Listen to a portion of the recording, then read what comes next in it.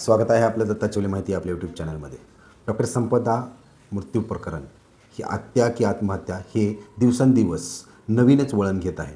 जसा जसा तपास पोलिसाचा पुढे चालला आहे आणि जे कोणी संशयित आरोपी आहेत जे सापडत आहेत किंवा सरेंडर होत आहेत, यानंतर तपासाला एक नवीन वळण मिळत आहे। सर्वप्रथम 26 वर्षीय डॉक्टर संपदा मुंडे त्यांचा मृतदेह फलटण येथील हॉटेलमध्ये सापडला।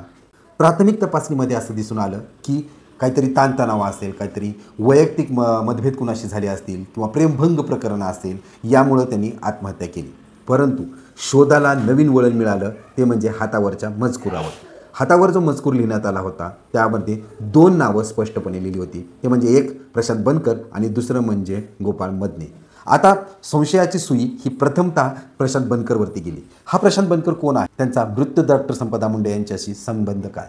तपासणी दरम्यान हे समजलं गेलं की डॉक्टर संपदा मुंडे या बनकर कुटुंबियाच्या घरी भाड्याने राहत होत्या। डॉक्टर संपदा मुंडे या उपजिल्हा रुग्णालयात बॉन्डच्या अंतर्गत काम करत होत्या आणि त्यामुळे त्यांना फलटण येथे बनकर कुटुंबियाच्या घरी भाड्याने राहत होत्या। आता हा प्रशांत बनकर हा तिथलाच एक मुलगा असून, घरमालकाचा मुलगा असून तो तिथे राहतही नसे, तो पुण्यात राहायचा, परंतु अधूनमधून येणं जाणं असायचं। प्रथम तपासणीत ही संशयाची सुई ही प्रशांत बनकरवरती एकदम गंभीरपणे आळा खचला होता। प्रशांत बनकर ही फरार होता। मृत्यूची बातमी कळताच, आत्महत्येची बातमी कळताच प्रशांत बनकर ही फरार झाला होता।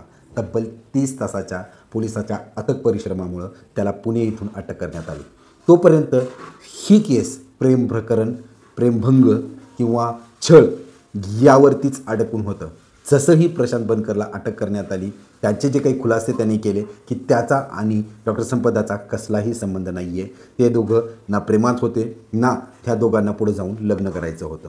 आता दुसरा आरोपी गोपाळ बदने, जसंही हॉटेलमधनं मॅनेजमेंटला कळलं की डॉक्टर संपदा मुंडेनं आपलं आयुष्य संपवलं आहे, प्रशांत बनकरही गायब झाला आणि फलटणच्या ग्रामीण पोलीस स्टेशनवरती ड्युटीवरती होता, तो तिथून बातमी कळताच फरार झाला। पोलिसांनी त्याचाही शोध घेतला, परंतु तब्बल 2 दिवस तो सापडण्यात पोलिसाला यश आलेलं नाही आहे। त्याचं लोकेशन जवळपास बीड, सोलापूर, सातारा या ठिकाणी दाखवायचं, परंतु पोलिसाला ते सापडले नाहीत। आज जो मुख्यमंत्र्याचा नियोजित कार्यक्रम होता त्याच पोलीस स्टेशनचा उद्घाटनाचा आणि त्या राजकीय दबावामुळे का होईना पोलीस यंत्रणा दबावात येऊन गोपाळ बदनेला पकडण्यात यश हे मिळवलं। काल रात्री 25 तारखेला मध्यरात्री गोपाळ बदने स्वतः फलटण ग्रामीण पोलीस स्टेशन समोर येऊन हजर राहिला आणि स्वतः त्याने समर्पण केलं। परंतु यानंतर जे काही त्यांनी माध्यमांशी बोलताना किंवा जे स्टेटमेंट्स त्यांनी दिले आहेत, त्यांनी सरळ सांगितलं की मी प्रामाणिक आहे, माझ्यावरती हा आरोप करण्यात येतोय आणि न्यायव्यवस्थेवरती मला विश्वास, त्यामुळं माझा या प्रकरणाशी काही संबंध नाही आहे। मग आता जी संशयाची सुई बनकरकडनं गोपाळ बदनेकडे आली होती, गोपाळ बदनेकडनं आता एक तिसरा अँगल आहे राजकीय।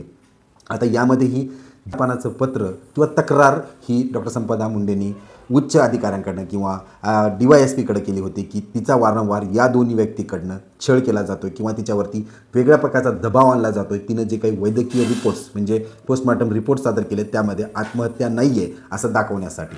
त्यामध्ये एक अँगल जो आहे तो राजकीयचा असा होता की एका खासदाराचा PA वारंवार तिच्याकडे यायचा आणि तिला सांगायचा की रिपोर्ट बदला, किंवा खासदारानेही एकदा फोनवरती तिच्याशी बोलून संपर्क साधला होता आणि धमकी दिली होती किंवा तक्रार मांडली होती की तुम्ही बीडचे असल्यामुळं तुम्ही हे काम करत नाही आहे का।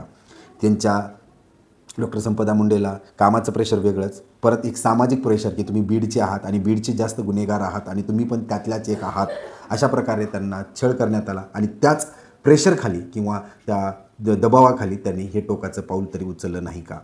परंतु अद्यापही राजकारणी कोण होता, कोण खासदार होता हे स्पष्ट झालेलं नाही आहे। PSI जे तपास करतायत त्यांचं म्हणणं आहे की हे जे काही राजकारणी अँगल किंवा वळण आहे हे केवळ त्या तक्रारीच्या पत्रापुरतंच सीमित आहे, त्याचा मृत्यूशी डायरेक्ट संबंध। मग हे सांगून परत एकदा राजकीय दबावामुळं पोलीस यंत्रणा त्यांच्या तपासामध्ये वेगळंच वळण देऊ पाहत आहे का, तेही पाहण्याजोगी आहे। आशा करूया येणाऱ्या काही दिवसात लवकरात लवकर डॉक्टर संपदा मुंडेला न्याय मिळेल, जो खरा आरोपी आहे त्याला कठोरात कठोर शिक्षा होईल।